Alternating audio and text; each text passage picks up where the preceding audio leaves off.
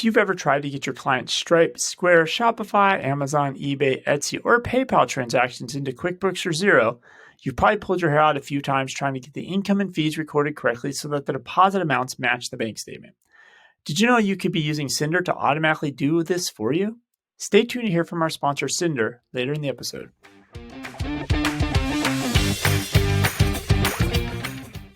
All your automated processes should start with a human interaction and end with a human interaction. And so maybe algorithms are okay, but they can't be the replacement. And that's what's happening across the board here, is you're not interacting with a human and some bot's making a decision and turning off your bank account. This is why I don't want any smart car or any smart appliances or any smart anything. Because I don't want things just being turned off by some random algorithm that can't be trusted.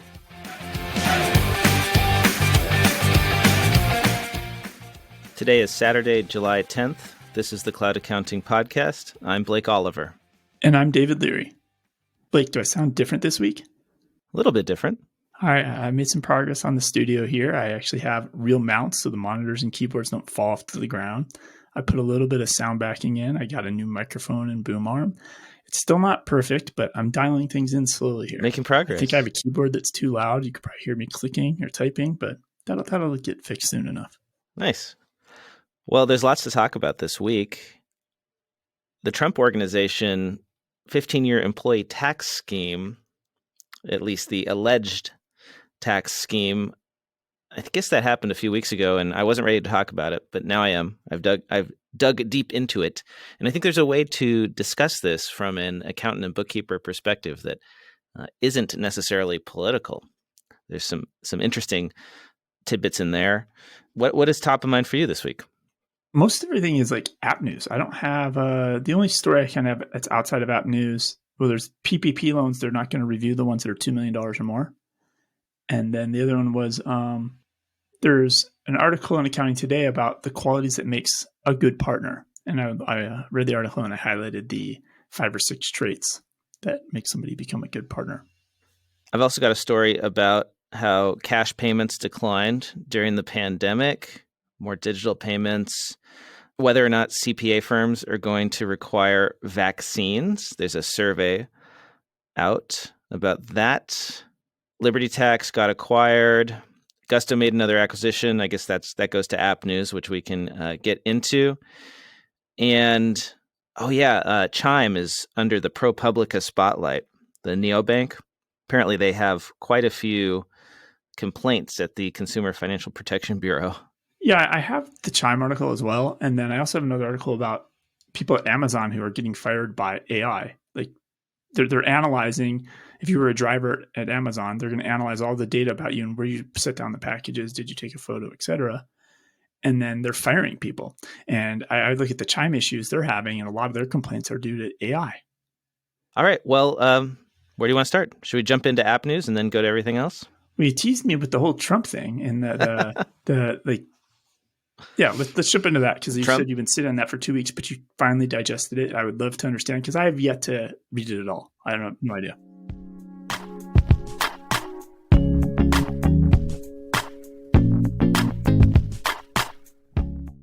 This episode of the Cloud Accounting Podcast is sponsored by Odoo.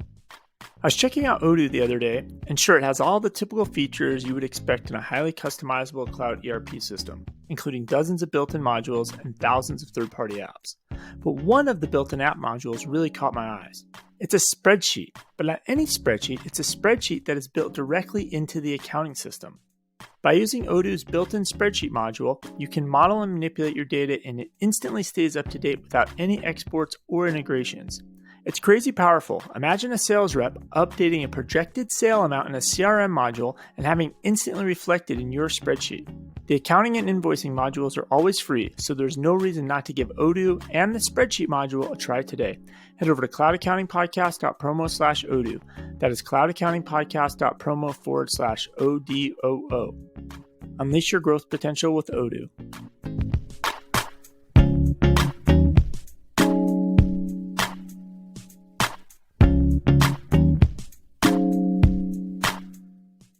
Well, so this is probably something that our listeners have heard about. The headline in the New York Times is Trump Organization is charged with running 15-year employee tax scheme. the Manhattan District Attorney's Office has been conducting an investigation of the Trump Organization alongside the New York Attorney General, and they have both accused a top executive, Alan Weisselberg, who's the CFO of the Trump Organization, of avoiding taxes on $1.7 million in perks that should have been reported as income.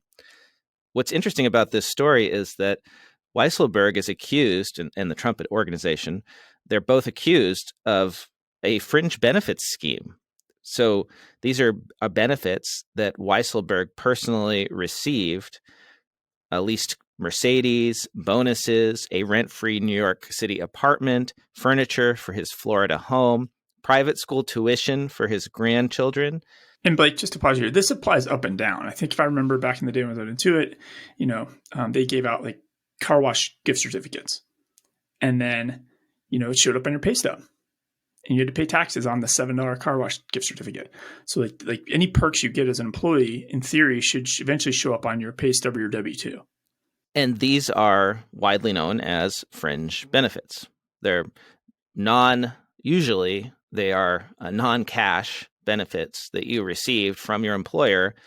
And the rule is that this has to be treated as compensation. So if you are a property manager and you live on site in an apartment complex, you may receive a free apartment from your employer. Well, you have to report that as compensation, the value of the rent you're not paying. And so what I found interesting about this story is that it is a lot of money. For most people, $1.7 million is a lot, but it's also not a lot of money in the context of the organization and over 15 years. If you take $1.7 million and you divide it by 15, you're talking like $100,000 a year and change. And so he committed $100,000 of tax fraud a year for 15 years. Right. Normally, this sort of crime would not be, this wouldn't be prosecuted as a crime. It would be like a civil thing, right? The IRS might go after you for this. It's just, you're not going to go to jail generally for this sort of thing, although it has happened before, but it's very rare. So that's where the allegations of this being a political thing come up, is that, well, this happens all the time and people do this all the time. And so this is unfairly singling out Trump because, well, the New York Attorney General wants to go after him. But it is a crime, right? So, but it's also widespread. And we've been talking a lot about the tax gap on this show, the difference between what businesses and individuals owe and the amount they actually pay. And there's a huge tax gap in this country. It's mostly due to unreported business income. And this is a very good example of exactly that sort of thing that happens on a widespread level all over.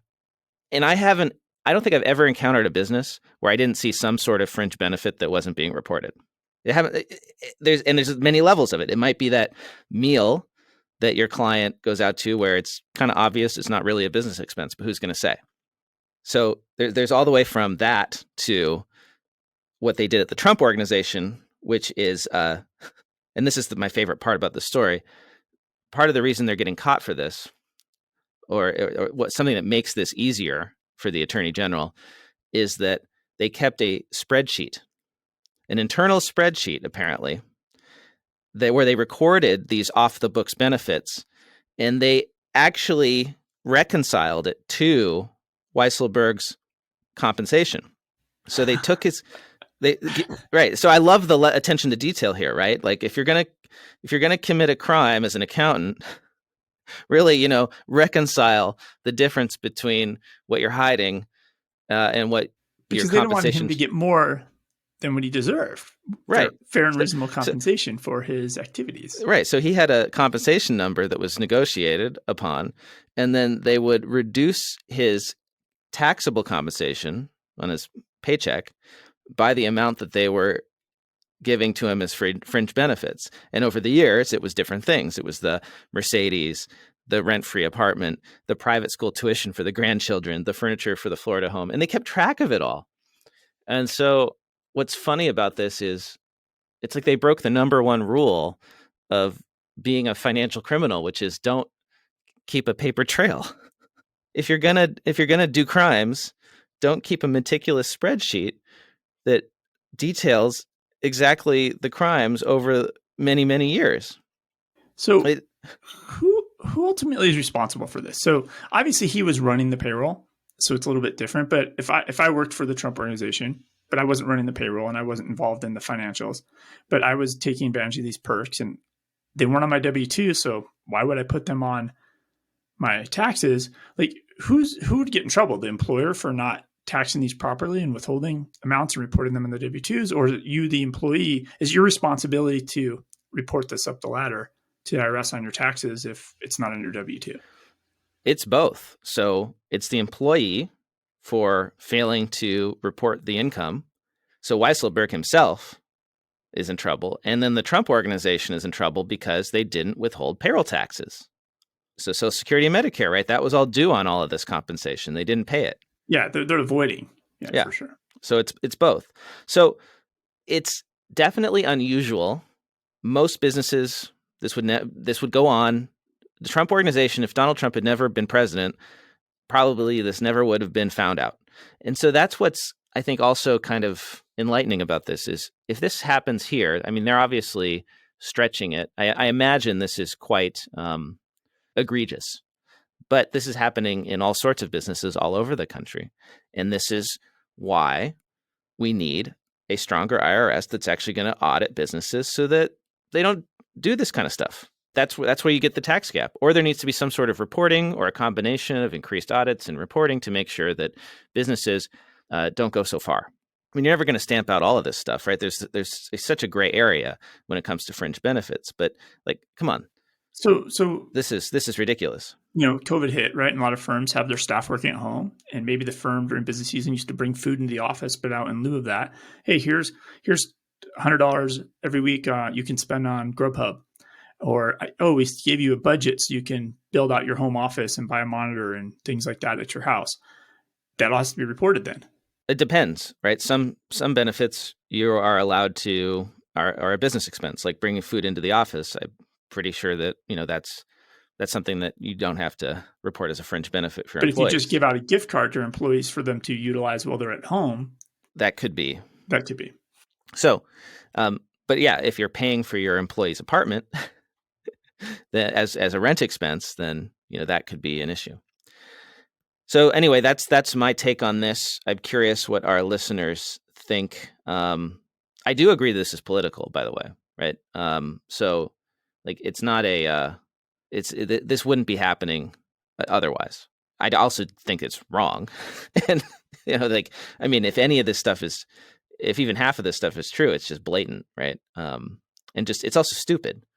Right, to use this, but criminals are stupid. Interestingly, Weisselberg, he worked his way up from being a bookkeeper for Fred Trump. He was a bookkeeper, always worked for the Trump organization. It was like his one job he's always had. Incredibly loyal, and maybe that's why they kept this meticulous spreadsheet, because it's his bookkeeper roots. So I admire that as a ex bookkeeper myself. Well, he wanted to make sure he was being compensated fairly. Exactly. So what else is new? Employers added 850,000 jobs in June, including 2.8 thousand. I guess that's 2,800 in accounting. That's according to the Bureau of Labor Statistics. Interestingly, at the same time, U.S. job openings hit a record 9.2 million in May. So we've got all these jobs. It's an employee's market. It's a good time to be an employee. It's a good time to be an accountant or a bookkeeper going out on your own, as we've discussed. And what's also interesting is this metric of the month that I saw in CFO magazine. I bring these to you every now and then, David. These are from APQC. This metric that they published this month is personnel cost to perform finance function per finance function FTE. In other words, start this over again. That might be the episode title, actually. Personnel cost to perform finance function per finance function FTE. That's such a ridiculous title. In simpler words, in words that normal humans would use, it is the average salary per full-time finance employee.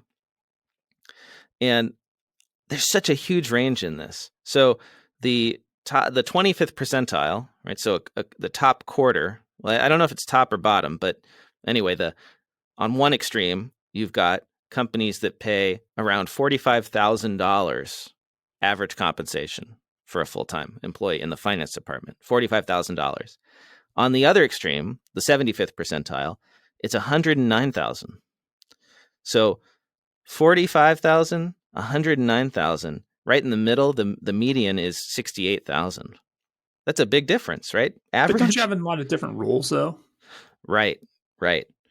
And that's where this could be coming from. It's that people doing data entry, you can pay them $45,000 a year.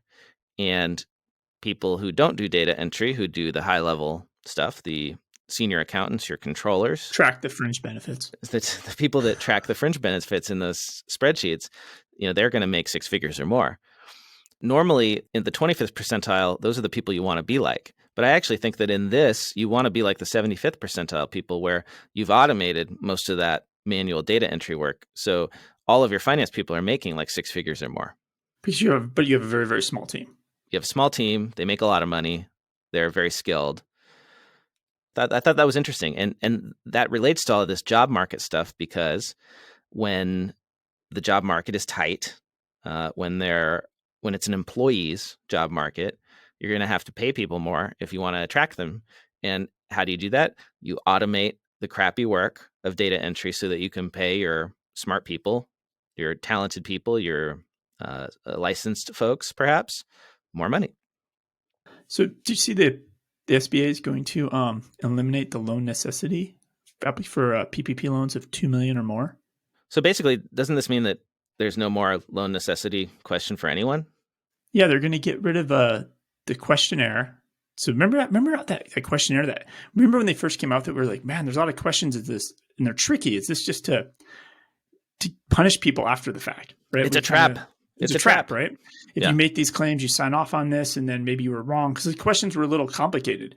So they're eliminating that. It's a SBA form 3509, which is the loan necessity questionnaire, and then also the nonprofit version of that, which is the SBA form 3510. There's not a lot of clear answers why they're doing this, other than it's a little bit of a time and money savings thing, because a lot of people are waiting because of this form 8 months to get their loans. And so they're hoping to bring that in and make it a little bit faster. And then they also are a little speculation that they're doing it to avoid lawsuits on their side. They just want to, I think, give out more loans and not be sued for giving out. Forgive them, right? The banks want the loans forgiven. Yep. Actually, we predicted this. The SBA does not have the resources to audit these loans. It's just not feasible. They've got, a few hundred employees? So, essentially, that's what it sounds like. Yeah. They're just like the IRS. They're just stacked up and nobody can go through them in time. So it's like, well, why don't we just stop doing them since they're probably getting rubber stamped anyways, which goes back to what we said, rubber stamp PPP loans from the beginning. That's right. We called it. You called it, David. Actually, you used that term. So good on you for predicting this.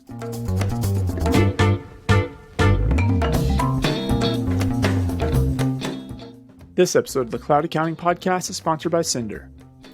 If you ever tried to get your clients' Stripe, Square, Shopify, Amazon, eBay, Etsy, or PayPal transactions into QuickBooks Online or Xero, you've probably pulled your hair out a few times trying to get the income and fees recorded correctly so that the deposit amounts match the bank statement so you can reconcile. In just 2 clicks, Cinder automatically and accurately categorizes and posts these transactions into the accounting system. Cinder can sync all the necessary details like inventory items, tax, shipping, discounts, classes, locations, including multi-currency transactions. It even correctly handles the processor fees. With tools like duplicate detector and rollback functions, you can rest assured that your client's books will never get messed up because you can undo and restore any sync data with literally 1 click. Importing historical payment data from Excel and other platforms make it easy to onboard new clients. And if you ever need support, Cinder offers free help using one of your favorite means of communications, be it chat, email, or phone. To book a free demo of Cinder and to level up your e-commerce business accounting, head over to cloudaccountingpodcast.promo/Cinder. That is cloudaccountingpodcast.promo/SYNDER. Easy accounting for e-commerce businesses with Cinder.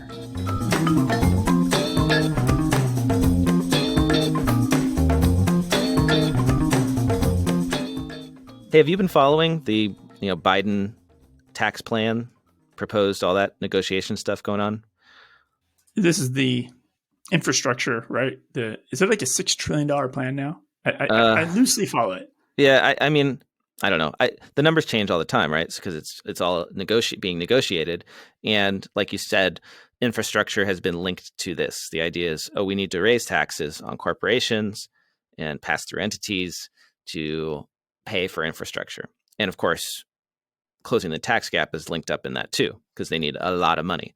Well, the Tax Foundation put out a chart, an analysis of what all this would actually mean in the end for corporations and pass-through entities. How much additional tax burden would this actually put on them, right? How much tax would be collected? And I love the Tax Foundation because they do a really good job. When I read their stuff, it seems nonpartisan. It seems very analytical. Here is the facts. Here's what's going to happen based on our analysis. And I don't know if that's true, with the people running it, but it seems pretty legit. And so there's this chart here in this article about how Biden's plan of higher taxation on businesses, the headline is it would boost collections to the highest in 40 plus years. And they look at collections in terms of a proportion of GDP, and they map it out over time. And as many of us know, tax collections during World War II and for about 2 or 3 decades after were much higher than they are now. And then starting in the 80s, we got on this lower corporate taxes, trickle-down economics, if you will, maybe that's the pejorative term, trend, right? And corporate taxes have been declining. So, in the 50s, corporate taxes were 3.5% to 6% of GDP. Now they're closer to 1%. So it's really changed a lot. Well, Biden's plan, the essence of this is that it would push combined corporate and pass-through income tax collections above 3%. So it hasn't been at that level since the 60s. And that's the takeaway from this. Well, it was briefly during the housing and financial bubble. That was an anomaly. So what's really interesting about this is, I guess, that this is a seismic shift. This is a big change.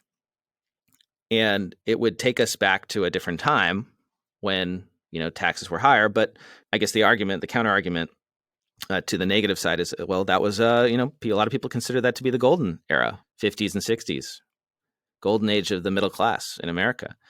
So I guess it all depends on what the money is spent on. But it would have a significant impact, right? We're talking about bumping up taxes by, look on this chart, it looks like we'd be going from around 2.5% of GDP to low threes. So take a look at that if you're interested in the macro tax perspective. And that was on Tax Foundation. The Tax Foundation does that. Okay. Yeah, Tax Foundation. I saw an article about qualities that make somebody a good partner. So like imagine business partner or life partner. This would be a partner at an accounting firm. So imagine you just got hired, you're out of college. Here's some things you should probably try and do that could make you a partner. This article is from Edward Mendolowitz. Oh, yeah. And he wrote this on Accounting Today. And I forget, he is with what firm? He's with Smith and Brown. Yeah. That's right. Okay. So here's the highlights. He is the most prolific accounting blogger I've ever seen, Ed Mendolowitz. And he actually does an easy model. Like this blog post, he just told the story of like 6 people, 6 partners he's met during his career. He's probably met dozens, hundreds and thousands maybe, right? And he just made a little mental note. He tells a little story. Hey, one Friday evening in the summer. And then he does another paragraph with the other person. And one day, the next one, this is a different type of situation. He just told little dinky stories, but that's how he pumps out so much content. He just tells stories of what's been happening. So if you're trying to come up with content for your own blog, just tell stories. So I don't want to go into all the details of his stories, but every one of them he summarized with a nice sentence at the end.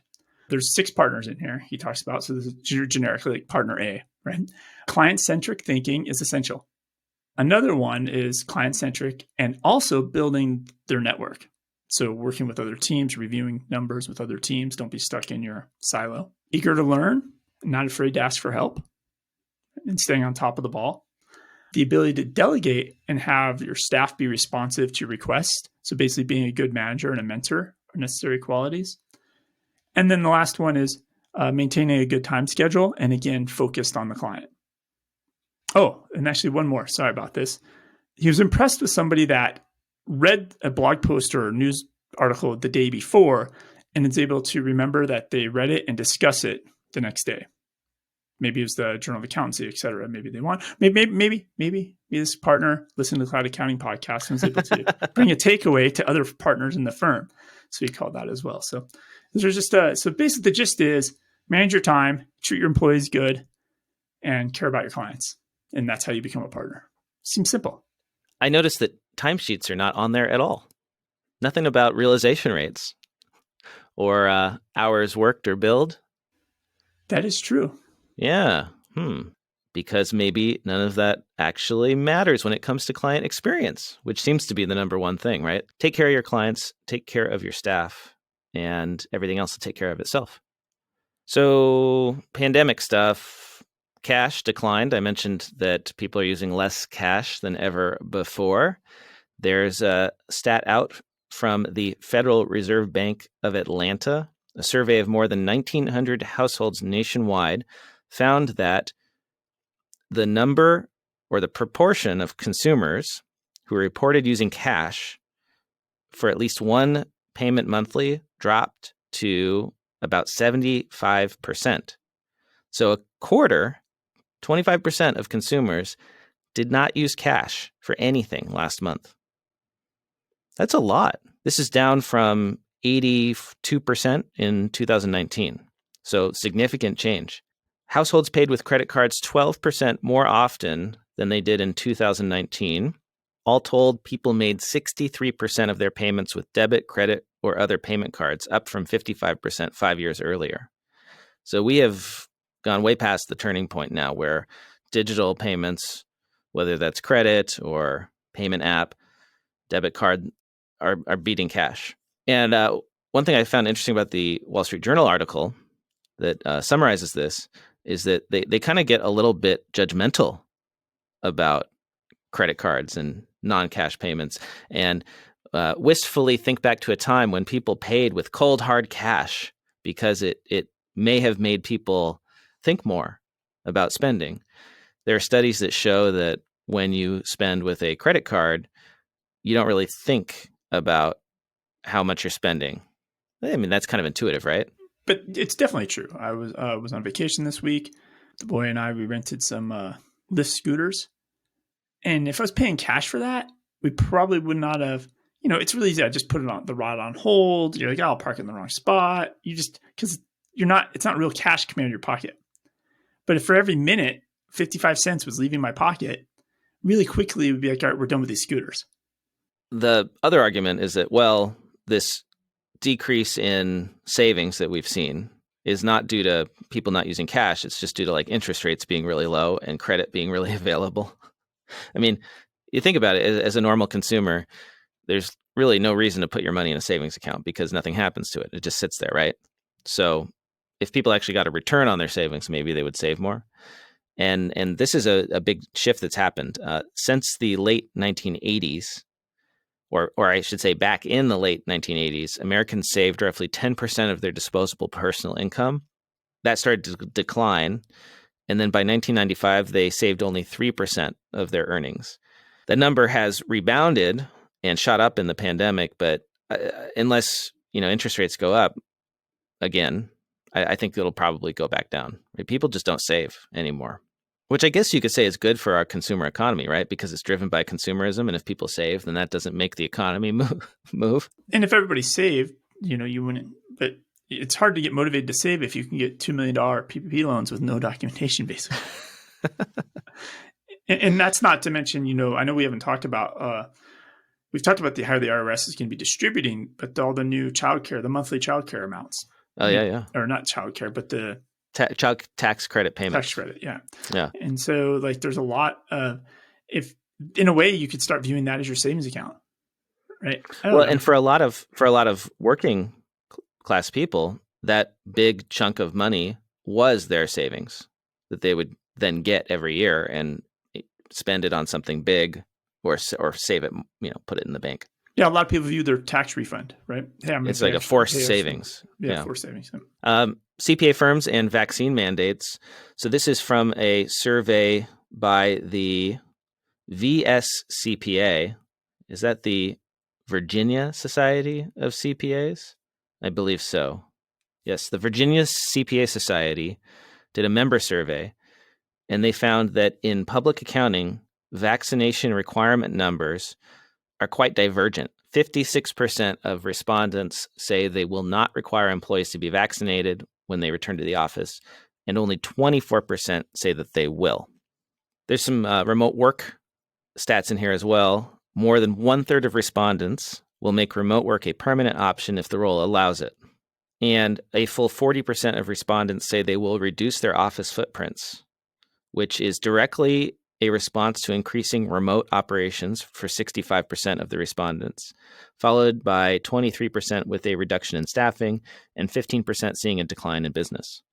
So over a third making remote work permanent, 40% are going to reduce their office footprint.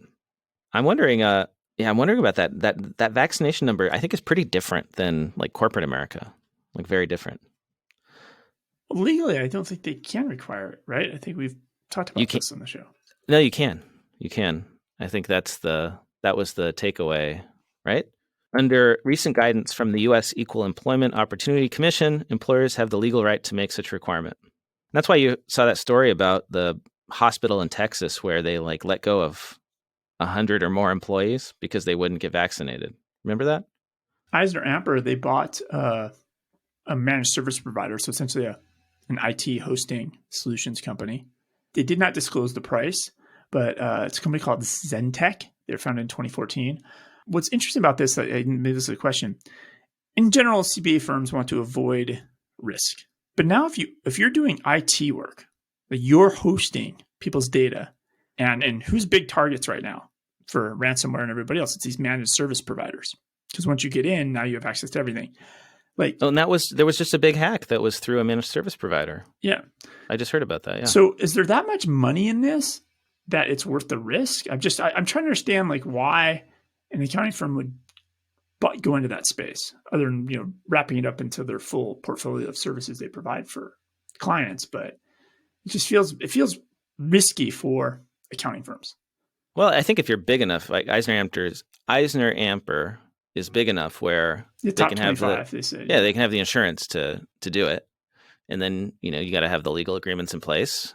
It makes a lot of sense if you're selling software to people and you're advising them on their IT, having a full stack solution like that, meaning that you're not just helping them pick the software, you're also helping them administer all the systems to run it. Makes a lot of sense, especially if you're still doing it with on-prem software, because the risks are so high with on-prem.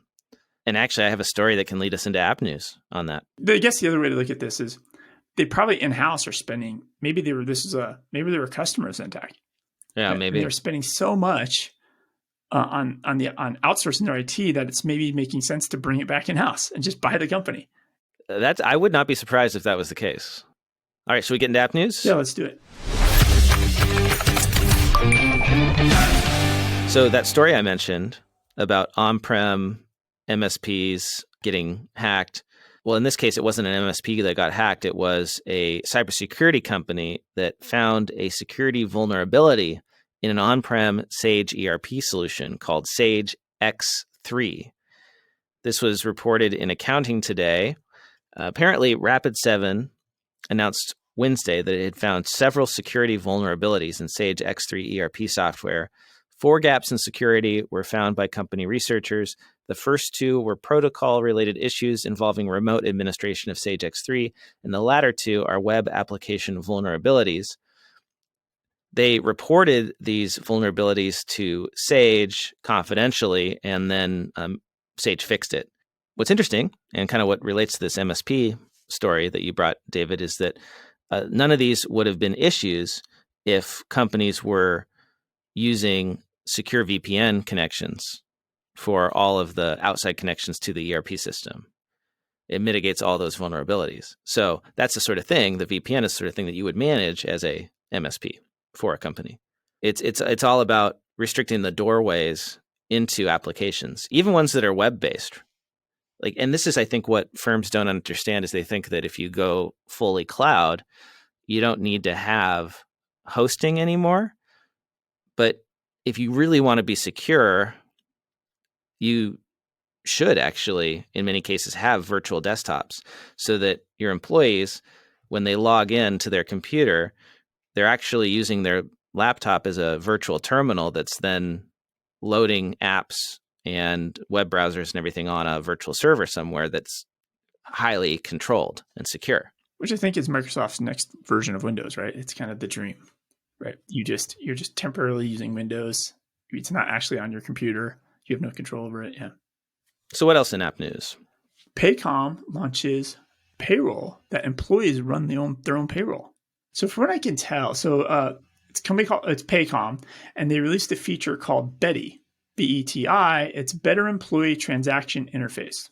It's an enhancement to their current payroll offering and automates and streamlines the payroll process by empowering employees to do their own payroll. I don't know if you've ever seen any of the ads for Paycom before. It's all about you, the employee, doing your own timesheets. You, the employee, managing all your vacation stuff. You, the employee, doing all your HR work, right? You doing it all. Now, this is just the extension of it. Essentially, from what I can tell from the screenshots, it's almost like an approval process. Like maybe the payroll is kind of half queued up automatically, and you go in and you hit accept payment, and then it runs the payroll. Their founder and CEO says it should have always been this way, but the tech didn't exist. Today it does. Employers and employees will win with it. But it's ultimately putting the responsibility in the hands of the employees. And what I think my question is, and we talked about this before, like your job as the employee is to do your job as the employee, whatever your job is. And every little department of a company, especially bigger companies, they want to be efficient. So they push more on the employee. And so shouldn't you be working at work and not running your own payroll? That's where I'm coming from on this. It makes sense, right? So the idea is you get employees to resolve issues before payroll is submitted. So they are prompted to check and make sure that this is correct. And then you're not going back and fixing things after the fact, which I like that concept. That makes a lot of sense. And I think employees would like having visibility too, right? You're not waiting until you get your paycheck to see what happened. Yeah, there's definitely insight. I think the employees get some of this. One of the bullets they have on their website, which I'm really surprised they're making a claim like this, it says reduced employer liability.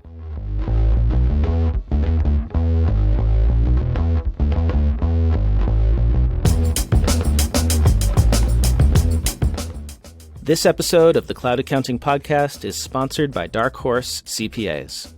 Creating a CPA firm from scratch is hard. Scaling it is even harder, and doing it alone sucks. Let's face it, being a CPA and being an entrepreneur are two entirely different things.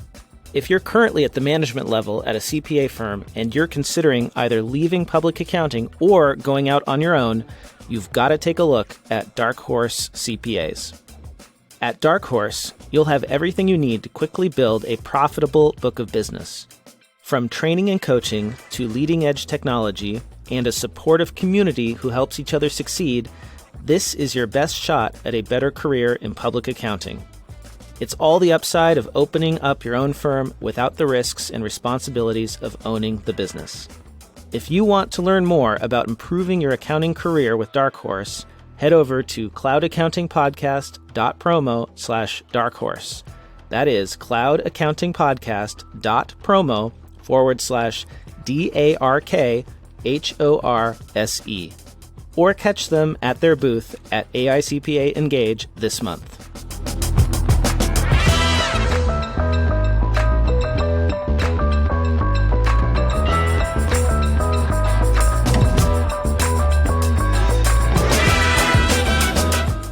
Speaking of payroll, Gusto has made another acquisition.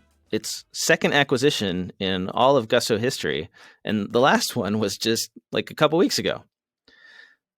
So this time, Gusto is acquiring Symmetry Software, a longtime leader in payroll infrastructure technology.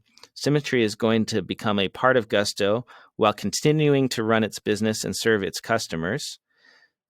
Gusto is saying that Symmetry will be able to accelerate product development and deliver more cutting-edge payroll infrastructure faster. Now, I've never heard of Symmetry.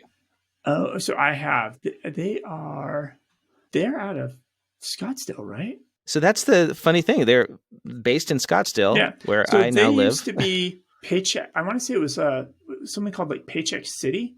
So they always had kind of a front-end app so you could calculate pay stubs manually.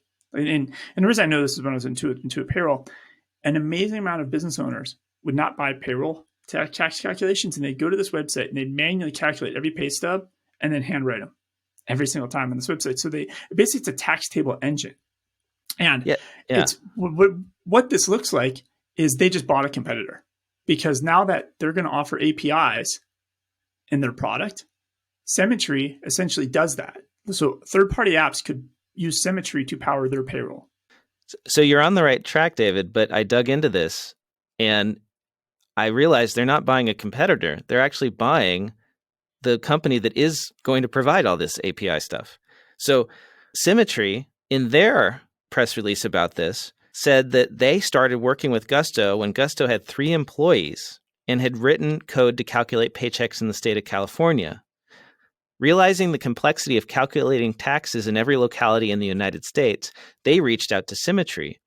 So Gusto has been using Symmetry the whole time for all of its paycheck calculations around the country. This is how they went. So then this is a complete management failure by Symmetry, because in theory, they're the API powering pay stubs, paycheck calculations. And this is amazing too. Like, they say that they do the calculations for something like 60 million Americans every pay period. So think about this.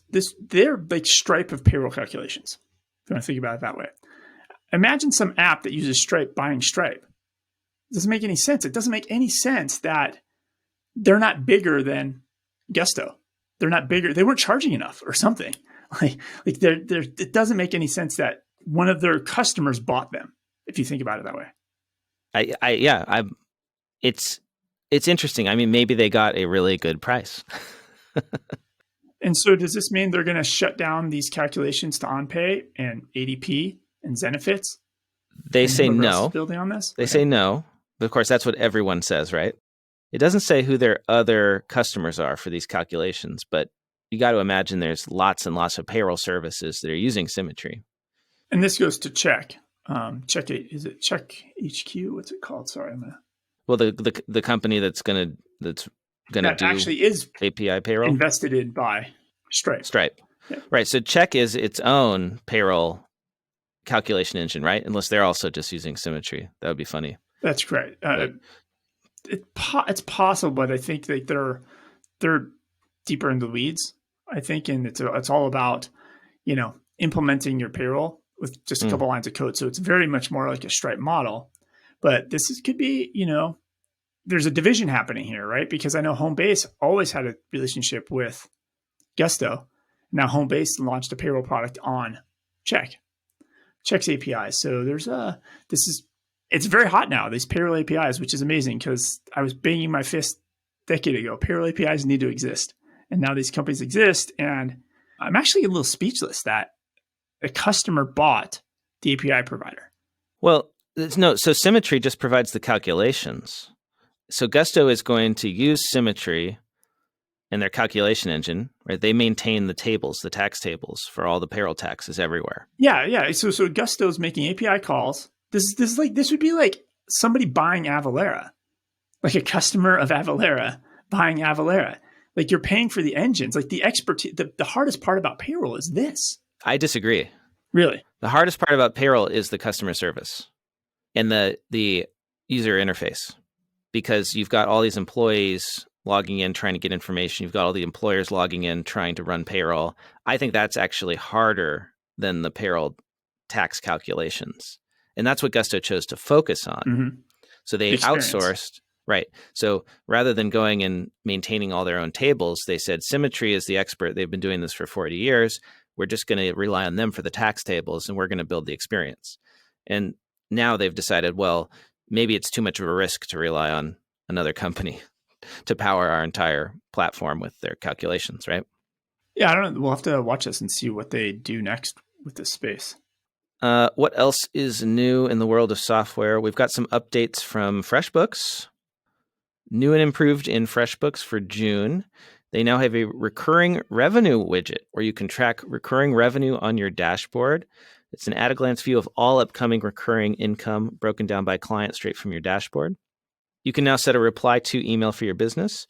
So when you send out invoices, it goes to a different reply to address. You can now easily view all the sent emails that have been sent to your clients from FreshBooks for the last 90 days. You can connect FreshBooks to Outlook. That means you can add Outlook contacts as clients in FreshBooks. You can create, draft, and send invoices directly from Outlook, making it easier than ever to work the way you want. And they've now got pre-authorized debits in Canada. So you can collect invoice payments for Canadian clients with pre-authorized debit enabled. When your client accepts the terms, the funds are drawn straight from their bank account. And that's everything that is new in FreshBooks. So Liberty Tax got sold, or they completed the acquisition. So Franchise Group, who owned Liberty Tax, sold this to another company called NextPoint Acquisition Corp. It was a deal for $182 million in cash and about $67 million in shares in NextPoint. So NextPoint's plans is to take tax preparation and combine it with loans. So they previously bought a loan company called LoanMe, and they basically want to roll out prime loans, mortgages, insurance products, bookkeeping, and other services on top of doing Liberty Tax type stuff at the 1,300 Liberty Tax franchises. But what's interesting about this article is the very last sentence. So we've known the history of Liberty Tax. They've had regulatory issues. They've been in trouble. They had to fire the CEO, John Hewitt, right? Liberty Tax has kind of been in a mess. Mm-hmm. Well, apparently this LoanMe, this California-based lender, they've had a lot of issues with high interest loans and have regulatory issues of their own. So basically this company, NextPoint Acquisition, is taking two dogs and combining them into a super dog that's probably going to multiply the regulatory issues. I don't know. It's one to watch here. So the idea is that people come into Liberty Tax to get their taxes done, and then you can sell them all these other things because you already have all their information. This really reminds me of Credit Karma and Intuit and TurboTax. Like, it's this whole idea of once we have all this information that we need to do their taxes, we can cross-sell all sorts of other stuff. But isn't the way Liberty Tax got in trouble? A, bad returns, but B, it's all out of that loan stuff, right? Like, oh, we'll give you a refund now, but it's going to cost you this huge fees to get your refund. Well, I think there was just like blatant tax fraud, right? That happens at all of these franchises. Somebody opens up a franchise and people aren't trained. They're just doing a bunch of like, oh, here's a dependent. You need a dependent? Here you go. Here's one. I don't know. And then it incentivizes the franchisee to do that kind of stuff because they're earning their fee out of the refund. So this is not so much app news as much as I feel like it's more API news. I have two stories that are kind of related. So Chime, we've talked about Chime, their bank, but remember they got in trouble. They weren't allowed to say bank anymore. And they're, under the microscope now of ProPublica, which is the one you don't want to be under. They seem to have the budget and time to dig into the weeds on a lot of things. But what's been happening is they've been suspending people's accounts automatically. So Blake, you might keep $1,000 in your Chime account, and then one day it's just suspended and you can't get your money out. And to kind of give like some numbers on this, everybody loves Wells Fargo, right? Or people they despise Wells Fargo, right? Yeah. So Wells Fargo, and what was the time period on this? Over the last 3 months, Wells Fargo has only gotten 317 complaints that are complaining about a closed account. And overall, they only had 3,200 complaints. And they're 6 times larger than Chime. But over the last 3 months, Chime is now pushing 902 complaints. And 197 are talking about closed accounts. And what they've been doing, right, is just using automation to try to detect fraud and closing people's accounts. Because a lot of people were opening up Chime accounts to get like unemployment fraud money, PPP money they shouldn't have gotten. So Chime, they don't have the people to review all these accounts. I mean, their whole business model doesn't work if they're using people. Yeah, so they're trying to automate it and using AI to do this. Right. And then you have to go and figure out how to unfreeze your account after the fact. But you can't, right? That's the problem. It's almost impossible to talk to somebody. It's hard to get somebody on the line. Yeah. And then Chime, because they're quoting, this is the problem, right? My definition of bank is if you have a balance of money somewhere, they are a bank.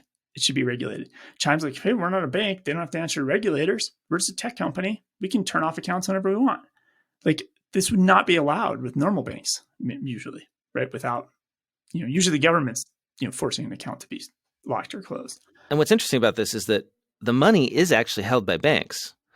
they are partner banks of Chime. Chime is just the interface, the app, and then all the money is held with these partner banks, but people don't know that. So they're trying to go through Chime to get their money back, and Chime says no, or won't. You can't talk to anybody.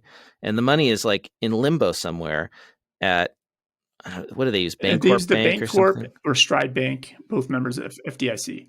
Right. So how can it not be regulated? It's very shocking. Like it's a loophole. It's a loophole, right? Like you can create an app, you use these partner banks, and then you yourself, I mean, theoretically, the banks should be holding Chime to a high standard, but that's not happening.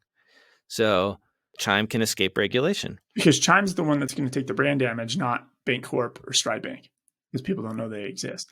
So I just wanted to read one of these complaints because it's really tragic, some of this stuff. Like Chime is attracting people who don't have a lot of money, who are living paycheck to paycheck, and when they suddenly get their account shut off, it can be tragic. Here's a post that says, "I'm a single mom of 4 kids, and they've stolen $1,400 from me and refused to give it back, and now we are about to be evicted." The whole post starts with a guy who had $10,000 in his account, and he goes to Applebee's to have dinner with his 5-year-old twins, and when he goes to pay with his debit card from Chime, it's declined, and then the app says, "We regret to inform you that we have made the decision to end our relationship with you at this time. Your spending account will be closed on March 18th, 2021. And he had to call his parents and have them pay the bill. You know, this guy's a 32-year-old motorcycle technician.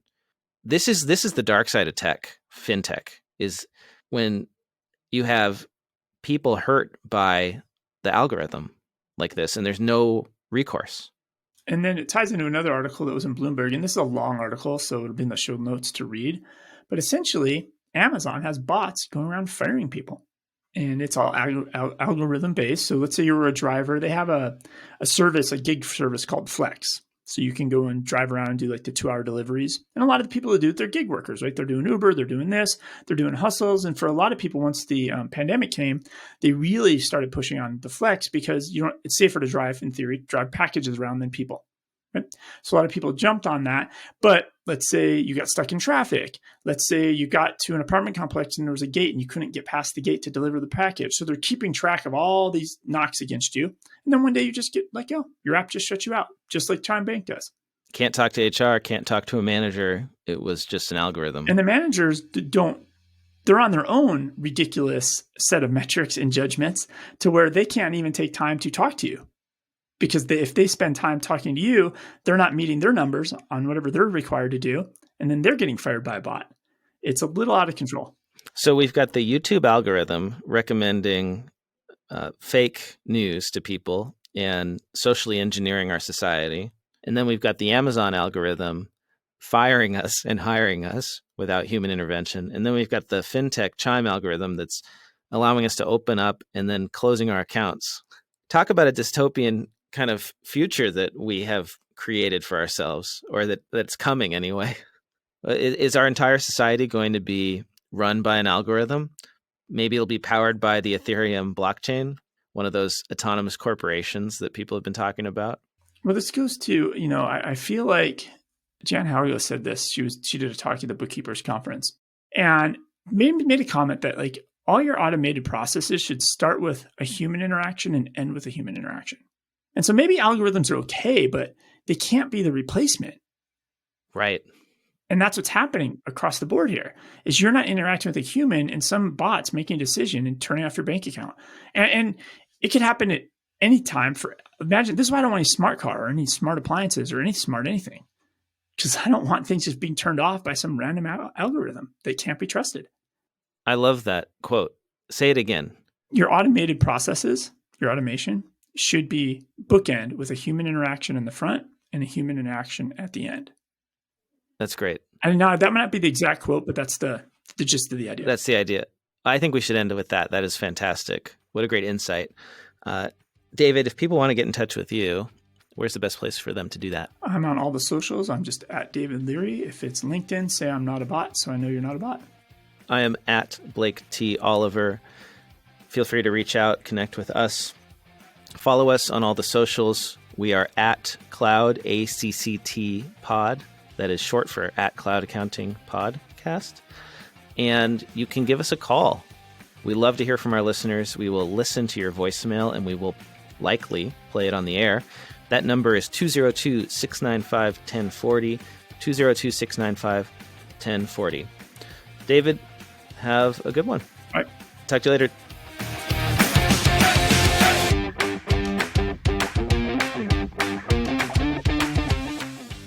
Time for the classifieds. If you're looking to fast-track a scalable 7-figure accounting firm without having to work 1 million hours a week, check out Ryan Lazanis' online coaching membership, Future Firm Accelerate. The Future Firm Accelerate program is designed around Ryan's experience of taking his own cloud firm from scratch to sale, so that you don't have to reinvent the wheel. You'll get online learning and topics that help you automate and systemize all aspects of your firm, coaching when you need help with implementation, and you'll also join a collaborative community of hundreds of other forward-thinking accounting firm owners. For more details, head over to www.futurefirmaccelerate.com. That is futurefirmaccelerate.com. Are you an accountant or bookkeeper who wants to get the most out of Xero? Xero, a comprehensive guide for accountants and bookkeepers, is available now. Author Amanda Aguilard shares 8 years of experience using Xero in her own practice to connect the dots between accounting theory and software. See why Xero founder Roger Rui calls her a proven expert in getting the most out of the Xero platform and ecosystem. Buy it now on Amazon or through your local bookseller. I quickly wanted to let you know about a new project that I've been working on for the last year or so. I'm launching a podcast network called Accounting Podcast Network. It has new podcasts that I know you'll love, like the Accounting Salon Conversations podcast hosted by Amanda Aguilard, and the Accounting Automation Workflows podcast co-hosted by Brian Clare and Heather Satterley. Head over to accountingpodcastnetwork.com. That's accountingpodcastnetwork.com. Want to get the word out about your newsletter, webinar, party, Facebook group, podcast, ebook, job posting, or that fancy Excel macro you just created? Why not let the listeners of the Cloud Accounting Podcast know by running a classified ad? Hit the show notes for the link to get more info.